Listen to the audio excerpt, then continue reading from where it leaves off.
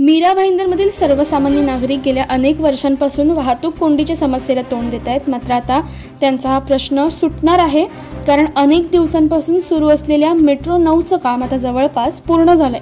तर दुसरीकडे दक्षिण मुंबई आणि उपनगरांदरम्यान बनवण्यात येत असलेल्या कोस्टल रोडचा विस्तार भाईंदरपर्यंत करण्यात येत असल्याची माहिती केंद्रीय वाणिज्य मंत्री पियुष गोयल यांनी दिली आहे।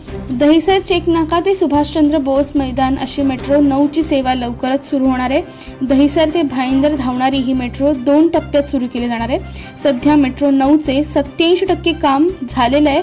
2019 मध्ये मेट्रोच्या कामाची निविदा काढण्यात आली, तेव्हा 2022 पर्यंत मेट्रो सुरू करण्याचे नियोजन होते। कोरोना महामारी आणि इतर कारणांमुळे आता डिसेंबर 2025 पर्यंत मेट्रो पूर्णपणे सुरू केली जाईल।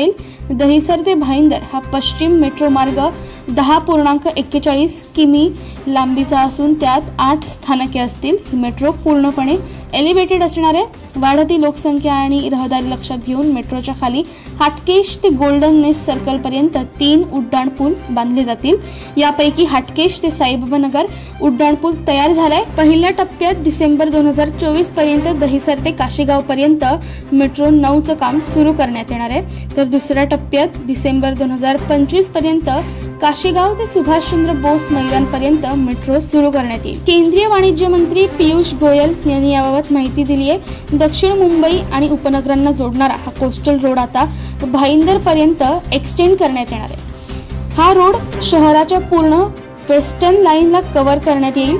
या रस्त्याच्या विस्ताराबाबत पियुष गोयल यांनी BMC अधिकाऱ्यांशी चर्चा केली आहे। तर यासोबतच त्यांनी केंद्रीय पर्यावरण, वन आणि हवामान बदल मंत्री भूपेंद्र यादव यांच्याशीही चर्चा केली।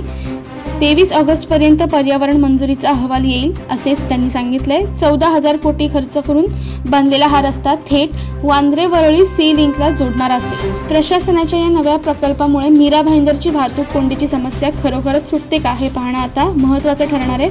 या संपूर्ण प्रकरणाबद्दल तुमचं मत काय ते कमेंट करून नक्की कळवा आणि अशाच व्हिडिओसाठी पाहत राहा MB लाईव्ह।